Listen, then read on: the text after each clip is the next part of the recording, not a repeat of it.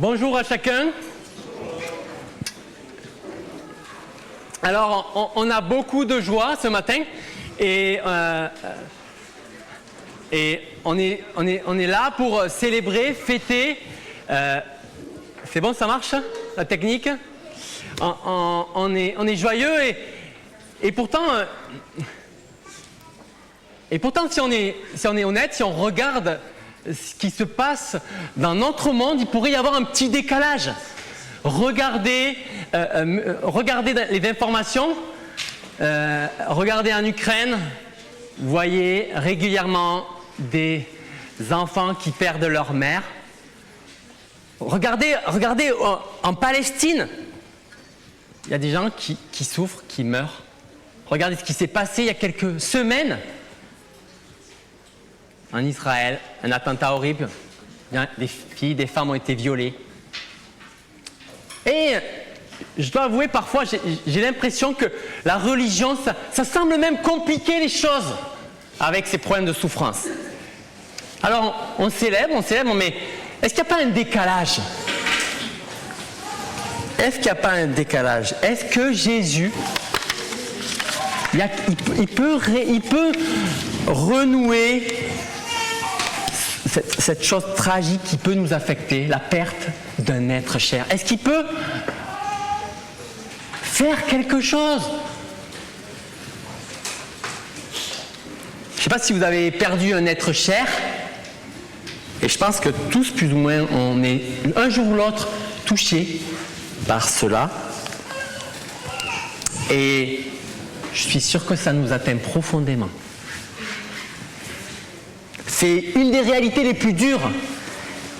Moi, je me rappellerai toujours, je vous l'ai déjà dit, mais je me rappellerai toujours, à 19 ans, j'ai mon cousin, mon meilleur cousin, il était sur un terrain de foot et il est tombé et il ne s'est pas relevé. Pour moi, ça a été terrible de voir que les relations étaient brisées, que toute cette joie profonde qu'on avait disparaissait. Alors ce matin, j'aimerais qu'on puisse aller voir dans l'Évangile, aller voir cet homme-là qui a marché sur la terre. Pour moi, c'est le plus grand homme au cœur du récit, un certain Jésus de Nazareth. Et on va voir comment il va régler ce problème de ces relations qui un jour sont brisées et qui nous affectent tant. Et on va voir que ce matin, Jésus fait face à deux réalités ô combien tragiques. Une relation où on voit que Jésus va aller au chevet d'un mourant, et l'autre, carrément au cimetière. Je vous invite à lire avec moi Luc, chapitre 7. Et on parcourt actuellement dans notre communauté l'évangile de Luc. Luc, chapitre 7. Les versets 1 à 10. On va voir si Jésus, il peut faire quelque chose. Au chevet d'un mourant et au cimetière. Je vous invite à lire avec moi. Luc chapitre 7, les versets 1 à 17. Après avoir prononcé toutes ces paroles devant le peuple qui l'écoutait, Jésus entra dans Capernaum. Un officier romain avait un esclave auquel il était très attaché et qui était malade, sur le point de mourir. Il entendit parler de Jésus et lui envoya quelques anciens des Juifs pour lui demander de venir guérir son esclave. Ils arrivèrent vers Jésus et le supplièrent avec insistance, disant « Il mérite que tu lui accordes cela, car il aime notre nation et c'est lui qui a fait construire notre synagogue. » Jésus partit avec eux. Il n'était plus très loin de la maison quand l'officier envoya des amis vers lui pour lui dire « Seigneur, ne prends pas tant de peine, car je ne suis pas digne que tu entres sous mon toit. C'est aussi pour cela que je n'ai pas jugé bon d'aller en personne vers toi, mais dis un mot et mon serviteur sera guéri. En effet, moi aussi je suis un homme soumis à des supérieurs et j'ai des soldats sous mes ordres. Je dis à l'un pars et il part, un autre vient et il vient. À mon esclave fais ceci et il le fait. » Lorsque Jésus entendit ces paroles, il admira l'officier et se tournant vers la foule qui le suivait, il dit « Je vous le dis, même en Israël, je n'ai pas trouvé une aussi grande foi. De retour à la maison, les personnes envoyées par l'officier trouvèrent l'esclave en bonne santé. Le jour suivant, Jésus alla dans une ville appelée Naïn. Ses disciples, en assez grand nombre et une grande foule, faisaient route avec lui. Lorsqu'il fut près de la porte de la ville, voici qu'on portait en terre un mort, fils unique de sa mère qui était veuve. Beaucoup d'habitants de la ville l'accompagnaient. En voyant la femme, le Seigneur fut rempli de compassion pour elle et lui dit « Ne pleure pas ». Il s'approcha et toucha le cercueil. Ceux qui le portaient s'arrêtèrent et il dit « Jeune homme, je te le dis, lève-toi ». Et le mort s'assit et se mit à parler. Jésus le rendit à sa mère. Tous furent saisis de crainte et ils rendaient gloire à Dieu en disant « Un grand prophète a surgi parmi nous et Dieu a visité son peuple ». Cette déclaration sur Jésus se propagea dans toute la Judée et dans toutes les régions. On voit que ces deux situations, elles sont chargées émotionnellement. Regardez au verset 2, on voit que c'était un serviteur qui était sur le point de mourir aux soins intensifs. Vous voyez, il était profondément... Il était sur le point de mourir et son maître était très attaché à lui. Verset 12, on voit que cette mère, elle a perdu son fils unique après avoir perdu son mari. Ça suscite l'émoi général. On voit que tout le monde est interpellé. Dans la première histoire, c'est le conseil municipal qui interpelle Jésus. Dans la seconde, verset 12, on voit que c'est une grande foule. Elle a atteint un enfant, un fils unique. Et vous savez, c'est un peu pareil que quand il y a un décès dans un lycée, on se sent concerné. C'est tragique. C'est terrible. Ça laisse personne indifférent. Et on sait que quand la vie de ceux qu'on aime est en balance, alors on ne peut pas rester indifférent.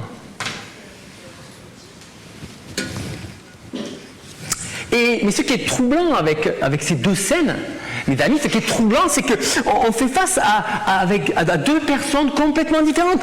L'un, c'est un militaire, l'autre, c'est une civile. L'une est juive et l'autre est non juive. Un, il est blindé, non, excusez-moi, il a les moyens et l'autre, elle est pauvre. Pourtant, ces deux situations qui semblent différentes, elles renvoient quand même à une condition commune. Même si on est fier souvent de nos différences, que ce soit nos particularités physiques, intellectuelles, sociales, économiques, on voit que ces deux situations, elles nous rappellent une vérité assez dramatique. Il n'y a pas vraiment beaucoup de différence à la maternité, sous la douche ou devant la mort. Et désolé de vous le dire, mais peut-être que les arbres qui seront nos cercueils sont déjà en train de pousser. C'est une situation à laquelle on va tous être confrontés. Qu'on soit riche, qu'on soit pauvre, qu'on soit juif, comme ces deux histoires. Donc il faut se poser la question, tôt ou tard, de la réponse. Qui gère, mes amis, à l'échéance ultime? Est-ce que c'est les médecins? Est-ce que c'est les philosophes, les sectes, le hasard, les adeptes du transhumanisme? Qui c'est qui gère? Est-ce que Jésus, il fait le poids?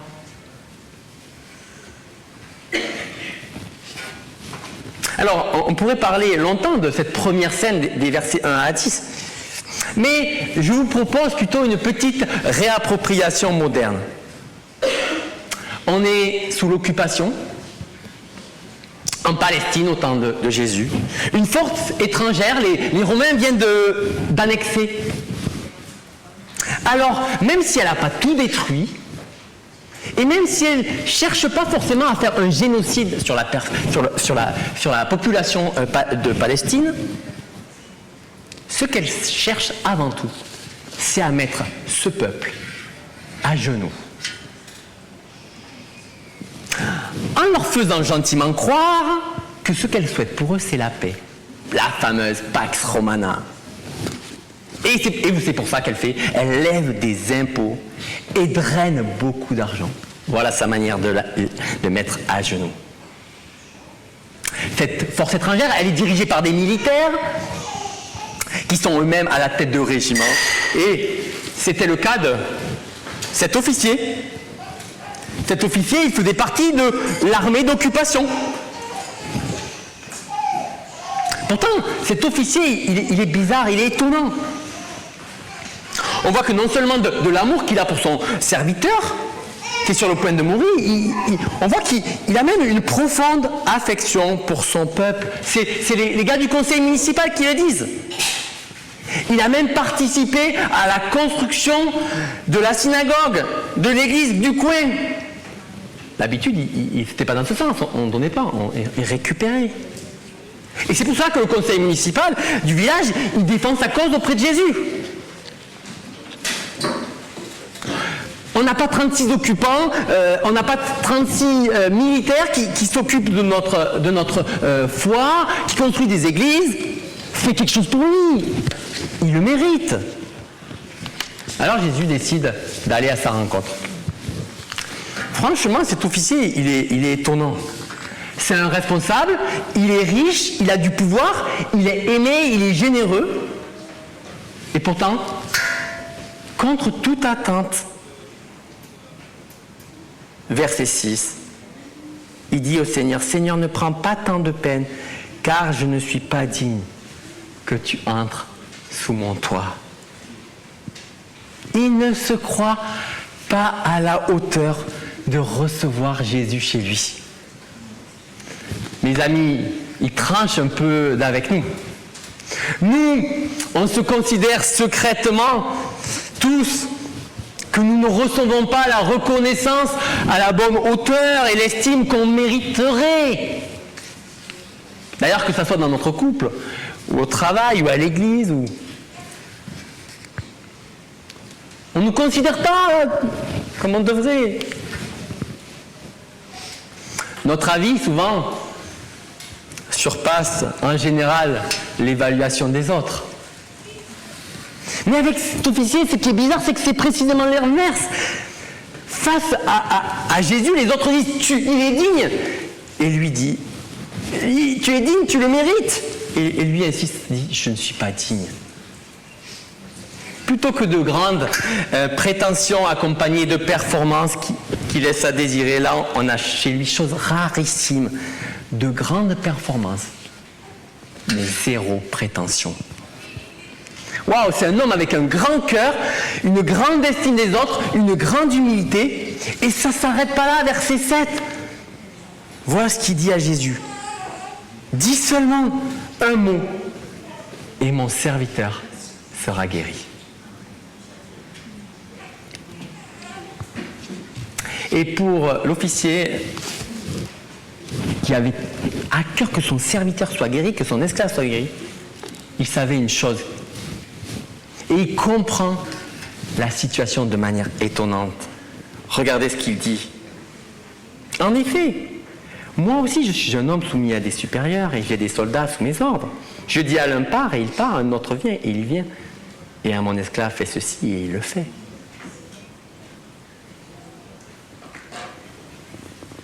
Les amis, cet homme a compris quelque chose. Il a compris que la foi, c'est loin de ce qu'on a l'habitude d'entendre. Il comprend véritablement ce que c'est que la foi. La foi, ce n'est pas un sentiment ou un saut dans le vide ou une sorte de pensée positive pour se rassurer. C'est tout sauf sentimental. Le gars, c'est un militaire aguerri, homme de combat, mais il comprend que la véritable foi, elle dépend non pas de la force de nos sentiments, mais de la réalité, de l'autorité de celui en qui on se confie. Et il le comprend parce que lui, il sait que quand César dit un ordre, ça s'exécute. Il sait que quand lui, en tant que responsable militaire, il donne un ordre, ça s'exécute. Et il a compris que quand Jésus donne un ordre, ça s'exécute. Il a compris que cet homme, ce Jésus, il avait une autorité inégalée. Et il lui suffisait d'un mot pour que la réalité change. Il a compris qu'il était avec autre chose qu'avec juste un homme, mais quelqu'un qui était dépositaire même d'une autorité sur la création. Et il suffisait d'un seul mot. Son intuition est tellement juste qu'au verset 9, Jésus dit: lorsque Jésus entendit ces paroles, il admira l'officier. Et se tournant vers la foule qui le suivait, il dit: je vous le dis, même en Israël, je n'ai pas trouvé une si grande foi. De retour à la maison, les personnes envoyées par l'officier trouvèrent l'esclave qui avait été malade en bonne santé. Les amis, vous ne pouvez ne pas être d'accord, mais c'est impossible de lire honnêtement la Bible et de repartir en se disant que Jésus c'était un petit peu bien, un gourou, un penseur à prendre ou à laisser. Soit c'est le plus gros canular de l'histoire de l'humanité, soit c'est la réponse aux questions, à la question des questions. Il a un pouvoir au chevet d'un mourant. Et là, il y a un deuxième parcours. Jésus continue son chemin. Qu'est-ce qui se passe là ? Là, c'est la croisée des chemins de la vie et de la mort. On a Jésus qui entre dans la vie avec ses disciples. Et qu'est-ce qu'il fait face ? Il fait face à une émotion vive, une violente douleur, une injustice, une absurdité totale. Le décès du fils unique d'une veuve. Après le décès de son mari, c'est le coup de grâce pour cette mère célibataire. C'était son seul réconfort, son seul espoir. C'était aussi les moyens de subsistance à l'époque. Alors, on se demande, mais qu'est-ce que Dieu fait ? Qu'est-ce qu'il fait dans tout ça ? Et on voit au verset 13 déjà une bonne nouvelle. On voit que Jésus n'est pas insensible. En voyant la femme, le Seigneur fut rempli de compassion pour elle. Ça, c'est la première bonne nouvelle. À la différence de tous les autres dieux, mes amis, de toutes les philosophies, ce Jésus n'est pas une force lointaine, inaccessible, une énergie divine, indifférente à nos peines ou à nos souffrances. Non, il n'oublie personne. Il affirme il connaît ce que nous ressentons, toute cette peine insupportable. Il n'est pas insensible et il reste concerné. Mais là, la suite, elle est complètement hallucinante. Je vous propose une lecture moderne. Ce que Jésus fait, c'est anormal. C'est même presque scandaleux si c'était moi qui le faisais. Imaginez dans le quartier à Toulouse, il y a un homme qui court sur la chaussée, arrête le camion des pompes funèbres, il fait ouvrir la voiture, demande d'avoir le cercueil, puis sort la visseuse Bosch, et ouvre le cercueil, il touche le cadavre et le comble, il lui parle et lui dit « Jeune homme, je te le dis, lève-toi ». Alors on ne sait plus ce qu'on doit faire, s'il faut appeler la police ou s'il faut appeler l'hôpital psychiatrique, mais à ce moment-là, le mort s'assied et se met à parler. C'est le truc le plus hallucinant, et le truc qui arrive après, c'est encore plus hallucinant. Jésus le rend à sa mère. Et la réaction de la foule est hallucinante. Un grand prophète a surgi. Et là, si vous étiez le peuple, vous avez des échos de l'Ancien Testament, et notamment d'un roi 17, d'un prophète qui s'appelait Élie, qui avait ramené des morts à la vie, et notamment un fils unique d'une veuve. Et en plus, les Juifs de l'époque, ils attendaient qu'Élie revienne. Sauf que Élie, si vous relisez l'histoire dans l'Ancien Testament, il avait dû faire des pieds et des mains, il avait dû respirer sur l'enfant, il a dû faire des tours dans la chambre, il a dû sortir, revenir, supplier Dieu. Et là, Jésus, lui, juste une parole, une simple parole, et il rend la vie à un défunt au cimetière. Jésus ressuscite un homme.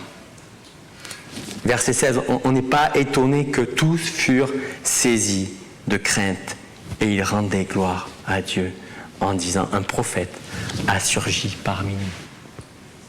Ils avaient la trouille. Ils n'étaient pas plus crédules que nous.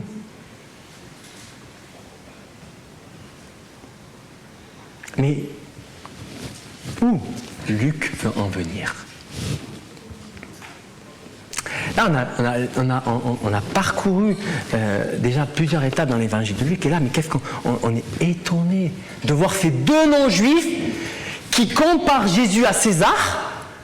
Et le second, et même Luc qui pour la première fois dans son récit, appelle Jésus Seigneur. Au verset 13, en voyant la femme, le Seigneur fut rempli de compassion. Le titre réservé dans l'Ancien Testament à Dieu lui-même. Quelle autorité! Et sur quoi, mes amis? Sur rien d'autre que ce qui nous secoue le plus, si on est honnête, la mort. Alors, mes amis, si cette histoire est vraie, alors pour la première fois, à la question existentielle ultime, on a le choix. On a peut-être un autre choix que la cryogénisation, la voyance, qui rapporte 300 millions d'euros par an à ses protagonistes, ou au stockage de la mémoire. On espère qu'un jour on va pouvoir stocker notre mémoire. Une vie en mode numérique. Et l'espoir de la résurrection. Car on sait très bien, on l'a longuement dit ce matin, on sait que le livre se termine différemment. Jésus lui-même est ressuscité. Et à la différence de l'esclave de l'esclave et de ce jeune homme, la résurrection de Jésus, elle a été éternelle. Et elle nous ouvre la voie, mes amis. Avec mon épouse, il y a un an et demi, on a vécu 2 enterrements assez proches. Et honnêtement, ça nous a chamboulés. Mais est-ce qu'on est prêts, nous? Quand le cancer va arriver, et quand ça touchera nos proches, est-ce qu'on est prêts? Quelle est notre assurance face à la mort? Là, ce n'est pas une théorie, ce n'est pas un rêve, ça va nous arriver. Ça nous a arrivé dans notre famille. On chante, vous savez, parmi nous, dans notre église, on chante souvent un chant, et les gens, ils chantent, et moi je fais partie de ces gens-là, je vis en paix, je meurs sans crainte. Mais est-ce que je le crois? Est-ce que je peux l'affirmer?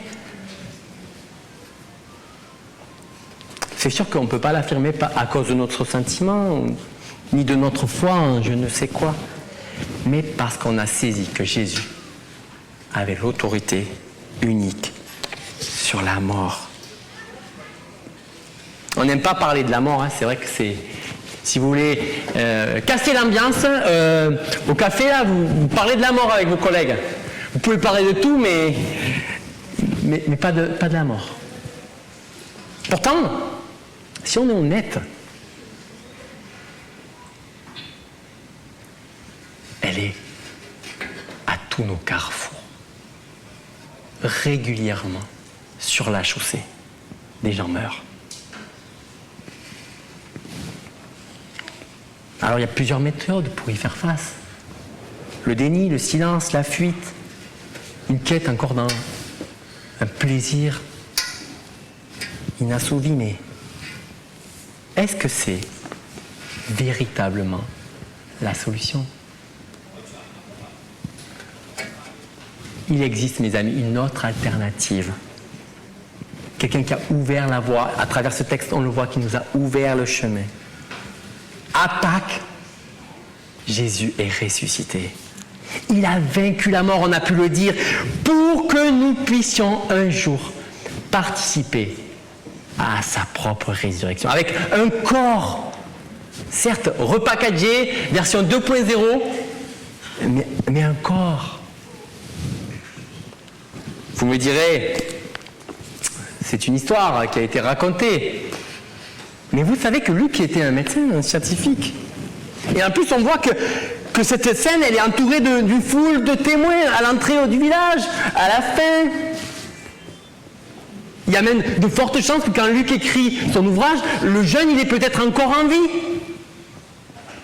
Pensez-vous que tout cela soit une hallucination collective de personnes qui se sont regroupées et en plus, après avoir fait cette hallucination collective, ils ont été prêts à mourir pour elle?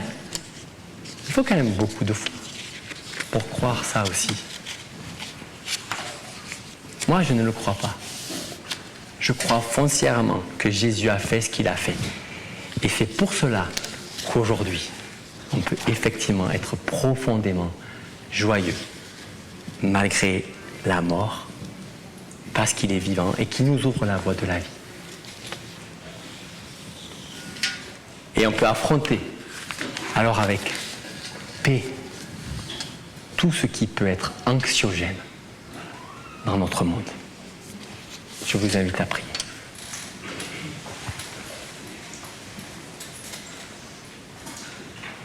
Non, Jésus, tu n'es pas venu casser l'ambiance. Non, bien au contraire. Tu es venu régler le problème ultime. Le problème des problèmes. Celui qui nous fait face un jour ou l'autre. La mort. Et tu l'as vaincu de la plus belle des manières. Comme on a pu le voir tout à l'heure. Tu l'as vaincu. Et aujourd'hui, on peut marcher dans la paix. Dans la paix de se savoir un jour, auprès de toi, avec ceux que nous aimons, qui te connaissent. Alors Seigneur, je te prie que nous puissions nous ébahir devant cette autorité et croire à ces témoins oculaires qui ont vu ce que tu as fait, qui en rendent témoignage et qui ont été prêts à mourir pour leur foi. Je te loue, Seigneur, pour ton plan merveilleux et je prie qu'un grand nombre le saisisse par la foi. Amen.